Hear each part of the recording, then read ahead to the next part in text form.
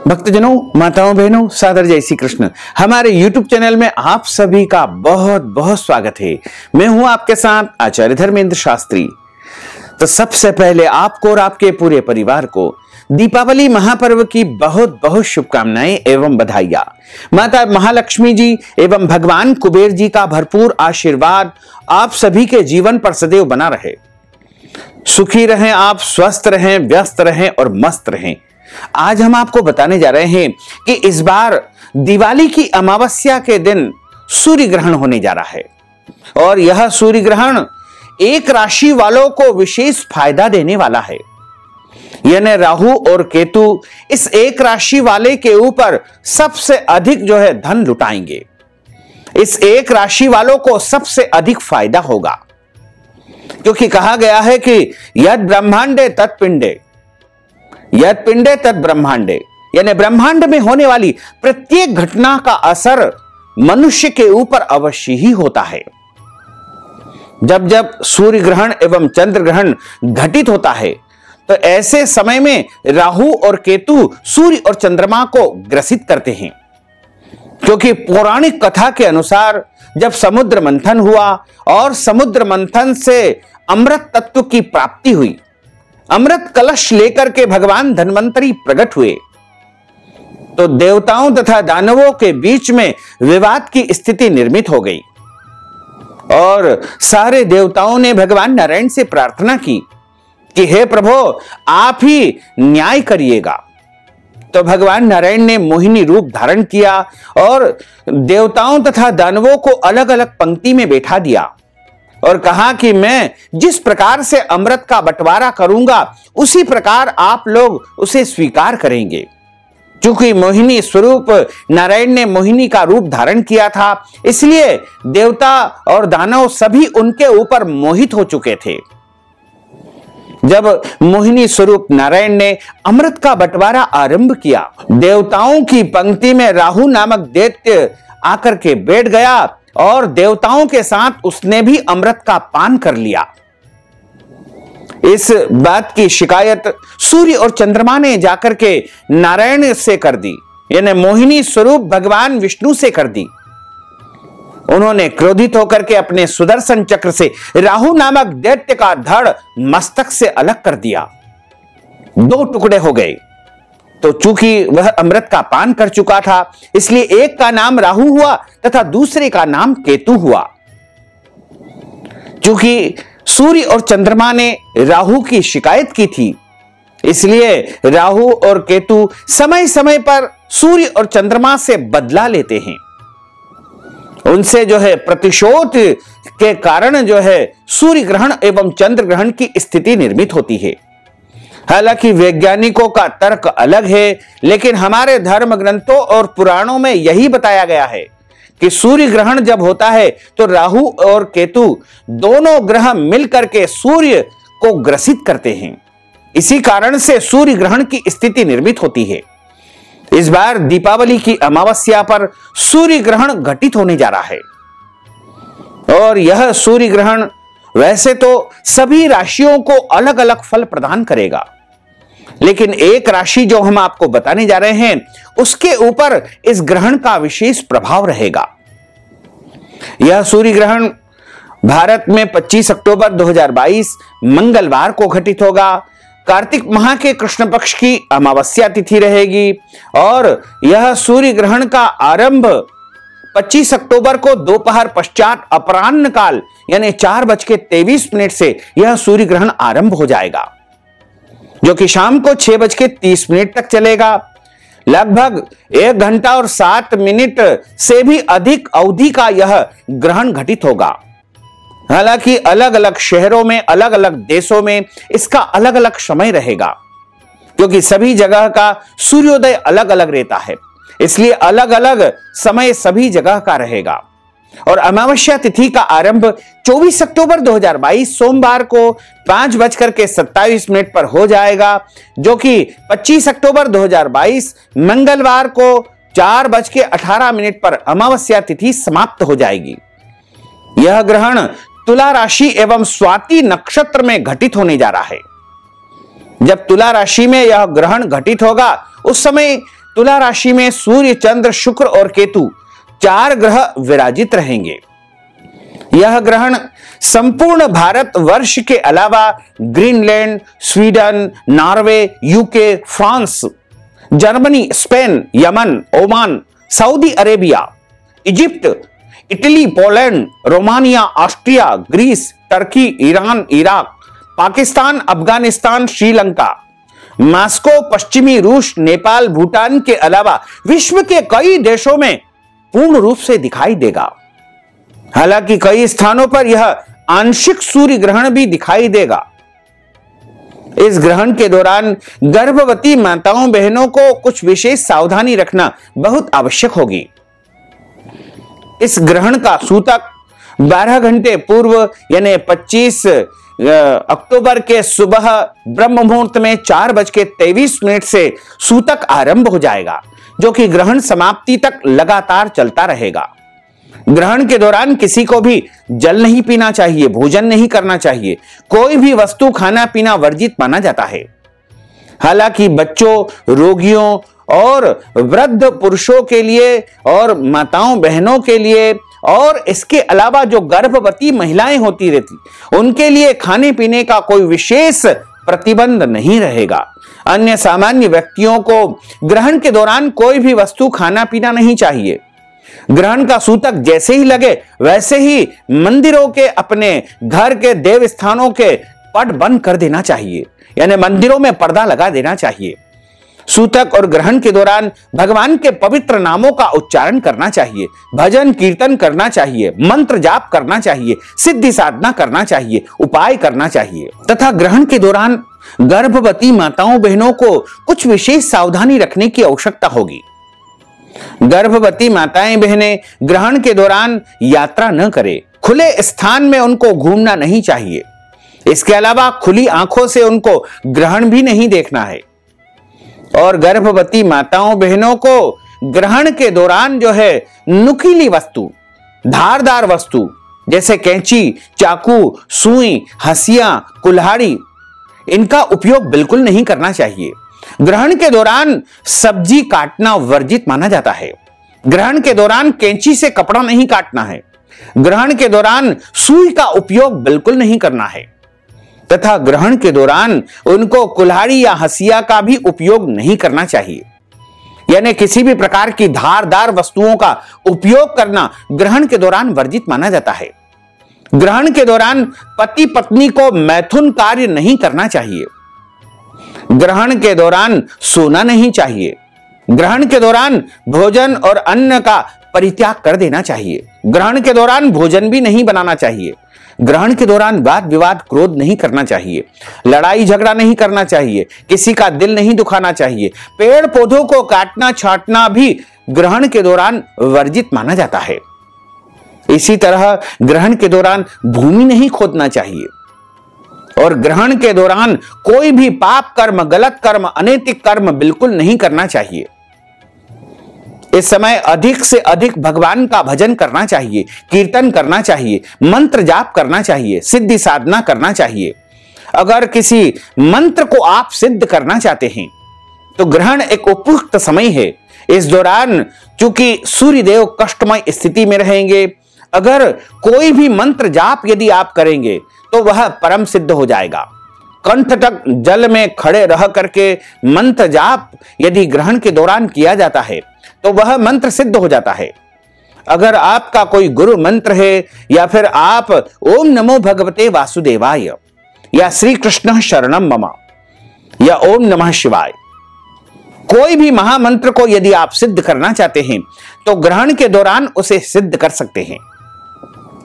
सूर्य ग्रहण का 12 राशियों के ऊपर अलग अलग प्रभाव होगा। ग्रहों की स्थिति की यदि हम सबसे पहले विवेचना करें, सूर्य ग्रहण के दौरान इस बार 2 लग्न रहेगी। पहली है मीन लग्न तथा दूसरी जो है मेष लग्न रहेगी। तो ग्रहण का जो प्रारंभिक लग्न काल होगा वह मीन राशि में घटित होगा। यानी मीन लग्न की यदि हम विवेचना करते हैं तो मीन लग्न में देवगुरु बृहस्पति इस दौरान विराजित रहेंगे। तथा दूसरे घर में मेष राशि में राहु ग्रह विराजित होंगे। वहीं तृतीय स्थान में वृषभ राशि रहेगी और चतुर्थ भाव में मिथुन राशि में मंगल रहेंगे और पंचम भाव में कर्क राशि होगी। वहीं छठे घर में सिंह राशि होगी तथा सातवें घर में बुध ग्रह विराजित रहेंगे एवं अष्टम भाव में चंद्र, शुक्र, सूर्य एवं केतु का चतुर्ग्रही संयोग बन रहा है। वहीं नवम भाव जिसे भाग्य और धर्म का कारक माना जाता है उसमें वृश्चिक राशि रहेगी तथा दशम भाव जो कि कर्म स्थान माना जाता है, राज्य स्थान माना जाता है, पिता का स्थान भी इसे कहा जाता है, तो दशम भाव में धनु राशि रहेगी। वहीं एकादश जिसे आय भाव कहा जाता है, आमदनी के स्थान पर मकर राशि में शनिदेव विराजित रहेंगे। वहीं द्वादश भाव में कुंभ राशि रहेगी।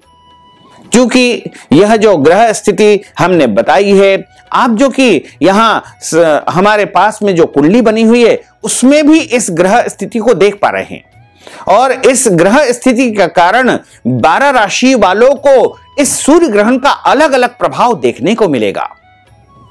वैसे एक राशि जो हम आपको बताने जा रहे हैं वो मकर राशि होगी, क्योंकि मकर राशि ग्रहण के प्रवेश काल में यानी ग्रहण जब प्रारंभ होगा उस समय मकर राशि का स्थान एकादश भाव में रहेगा।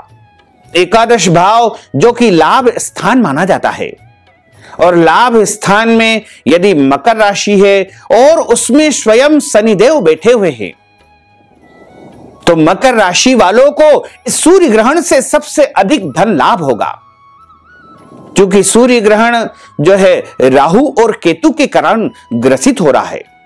सूर्य ग्रहण यानी सूर्य को राहु और केतु ग्रसित कर रहे हैं। इस कारण जो है सबसे अधिक फायदा वो मकर राशि को पहुंचाएंगे। क्योंकि मकर राशि की यदि हम विवेचना करें तो ग्रहण की जो राशि होगी तुला राशि होगी और तुला राशि से यदि हम मकर राशि तक जाते हैं तो उसकी स्थिति जो है बहुत अच्छी रहेगी। और मकर राशि से यदि हम देखें तो 10वीं राशि जो है ग्रहण की तुला राशि होगी और 10वां स्थान कर्म भाव होता है, राज्य भाव होता है, पदोन्नति का स्थान होता है। तो इस सूर्य ग्रहण के कारण सबसे अधिक धन लाभ मकर राशि वालों को होगा। रुका हुआ पैसा मकर राशि वालों को मिलेगा। मकर राशि वालों की लॉटरी लग सकती है। मकर राशि वालों को अचानक कहीं से धन प्राप्ति के रहस्यमयी संयोग बन सकते हैं। मकर राशि वालों की पदोन्नति हो सकती है। मकर राशि वालों का नया व्यापार शुभारंभ हो सकता है। मकर राशि वालों को आर्थिक फायदे के उत्तम संयोग इस ग्रहण के कारण बन सकते हैं। इसके साथ ही मकर राशि वालों को जो है पदोन्नति के संयोग भी बन सकते हैं। यदि वो नौकरी में है तो उनकी सैलरी भी बढ़ सकती है। इसके अलावा अचानक अनायास कहीं से धन लाभ के सबसे अधिक संयोग यदि किसी को बनने वाले हैं तो मकर राशि वालों को बनने वाले हैं। मकर राशि वालों को इस ग्रहण से सबसे अधिक फायदा होगा। यानी हम सीधी सरल भाषा में यदि कहें तो मकर राशि वालों के ऊपर राहु और केतु सबसे अधिक धन लुटाने वाले हैं। इनको इस ग्रहण से सबसे अधिक फायदा होने वाला है। ग्रहण का जो प्रतिफल होता है वह लगभग ग्रहण समाप्ति से 6 माह बाद तक रहता है। यानी ग्रहण जैसे कि 25 अक्टूबर को घटित होगा तो 25 अक्टूबर से लेकर के 6 माह तक निरंतर मकर राशि वालों को धन लाभ होता ही रहेगा। अगर हम 12 राशि वालों की बात करें तो सबसे पहले बात करते हैं मेष राशि की। मेष राशि वालों को इस सूर्य ग्रहण से धन लाभ होगा, मान सम्मान मिलेगा, पद प्रतिष्ठा इनको प्राप्त होने वाली है। दूसरी राशि आती है वृषभ राशि। वृषभ राशि को जो है जीवन साथी को कष्ट हो सकता है। यानी वृषभ राशि वाले व्यक्ति के पति अथवा पत्नी को जो है शारीरिक कष्ट हो सकता है, मानसिक कष्ट हो सकता है, तनाव और दबाव की स्थिति इनके जीवन साथी के ऊपर निर्मित हो सकती है। अब हम बात करते हैं मिथुन राशि की। मिथुन राशि वालों को शुभ समाचार मिलेगा, शुभ संकेत इनको प्राप्त हो सकता है। खुशखबरी इनको मिलने वाली है और ऐसा कार्य इनका होने वाला है जिसकी कभी भी इन्होंने कल्पना ही नहीं की थी। अब हम बात करते हैं कर्क राशि की। कर्क राशि वालों को इस सूर्य ग्रहण के कारण मान मिलेगा, सम्मान मिलेगा, यश मिलेगा, पद मिलेगा, प्रतिष्ठा मिलेगी, नया काम, नई जिम्मेदारी इनको प्राप्त हो सकती है। अब हम बात करते हैं सिंह राशि की। सिंह राशि वालों को इस ग्रहण के कारण मानसिक तनाव, दबाव की स्थिति निर्मित होगी। वाद विवाद भी इनका किसी के साथ हो सकता है। अब हम बात करते हैं कन्या राशि की। कन्या राशि वालों को इस सूर्य ग्रहण से सम्मान मिलेगा। इसके अलावा नया पद, नई जिम्मेदारी प्राप्त हो सकती है। यदि राजनीतिक क्षेत्र में है तो उच्च पद प्राप्ति के उत्तम संयोग इनके लिए बनने वाले हैं। अब हम बात करते हैं तुला राशि की। तुला राशि वालों को शारीरिक कष्ट हो सकता है, मानसिक तनाव और पारिवारिक क्लेश की स्थिति इनके लिए निर्मित हो सकती है। अब हम बात करते हैं वृश्चिक राशि की। वृश्चिक राशि वालों को धन हानि के संयोग इस ग्रहण के कारण बन सकते हैं। अब हम बात करते हैं धनु राशि की। धनु राशि वालों को धन लाभ के साथ साथ मान सम्मान, पद प्रतिष्ठा के उत्तम संयोग बनने वाले हैं। अब हम बात करते हैं मकर राशि की। हम पहले ही आपको बता चुके हैं कि इस सूर्य ग्रहण के कारण मकर राशि वालों को सबसे अधिक फायदा होगा। मकर राशि वालों को सबसे अधिक धन लाभ होगा। मकर राशि वालों को पद प्रतिष्ठा, व्यापार में उन्नति का उत्तम संयोग बनने वाला है। अब हम बात करते हैं कुंभ राशि की। कुंभ राशि वालों को यदि वाहन चलाते हैं तो वाहन से सावधानी रखने की आवश्यकता है, क्योंकि किसी भी प्रकार के चोट या आघात की संभावना उनके लिए प्रबल बन रही है। इसलिए वाहन चलाने में उनको बहुत ही सावधानी बरतना चाहिए। अब हम बात करते हैं मीन राशि की। मीन राशि वालों को क्लेश हो सकता है, वाद विवाद की स्थिति निर्मित हो सकती है, लड़ाई झगड़ा हो सकता है। इसलिए इनको लड़ाई झगड़ा, वाद विवाद से बच करके रहना चाहिए। इसी में इनका फायदा होगा। अगर आप ग्रहण के दौरान शुभ परिणाम प्राप्त करना चाहते हैं तो आपको ग्रहण के दौरान भगवान सूर्य देव को नमस्कार करके उनकी आराधना करना चाहिए। ओम सूर्याय नमः इस महामंत्र का अधिक से अधिक जाप करना चाहिए, क्योंकि सूर्य देवता नवग्रहों के राजा है और नवग्रहों के राजा है तो सभी राशियों के ऊपर उनका व्यापक प्रभाव होता है। इसलिए सूर्य ग्रहण के दौरान यदि सभी राशि वाले भगवान सूर्य देव की आराधना करेंगे, उनका नाम उच्चारण करेंगे, तो निश्चित तौर से सूर्य देव की कृपा रहेगी और आपके ऊपर किसी भी प्रकार का कोई अशुभ फल या अशुभ परिणाम देखने को नहीं मिलेगा। इसके अलावा आप अपने इष्ट मंत्र, गुरु मंत्र का भी जाप यदि ग्रहण के दौरान करते हैं तो अति उत्तम रहेगा। लेकिन ग्रहण के दौरान आपको भगवान का स्पर्श नहीं करना चाहिए, पूजन कार्य नहीं करना चाहिए। भगवान का पट बंद करके और कुशा के आसन पर बैठ करके या कंबल के आसन पर बैठ करके जल का पात्र रख करके, जल के पात्र में तुलसी पत्र, कुशा रख करके, सामने शुद्ध घी का दीपक लगा करके और मंत्र जाप करना चाहिए।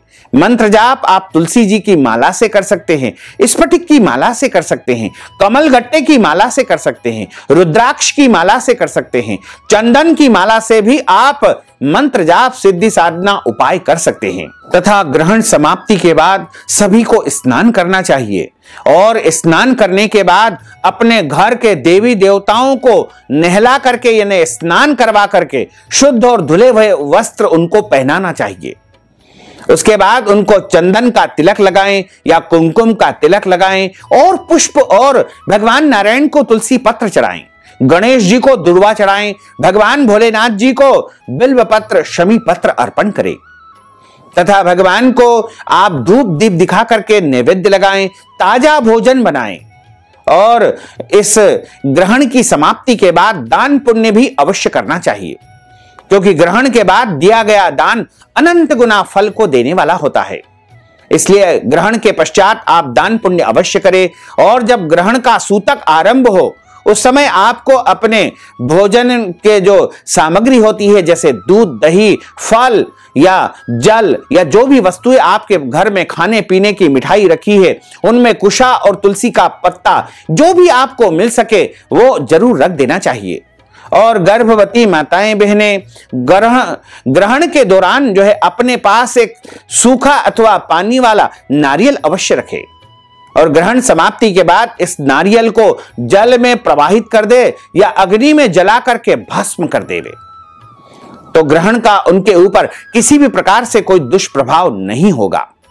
तो भक्तजनों, माताओं, बहनों, हमने जो ज्ञानवर्धक जानकारी आपको प्रदान की है उसको आप अधिक से अधिक लोगों को शेयर करिएगा, लाइक करिएगा, कमेंट करिएगा और यदि अभी तक आपने सब्सक्राइब नहीं किया है तो अभी और इसी समय सब्सक्राइब अवश्य कर लीजिए।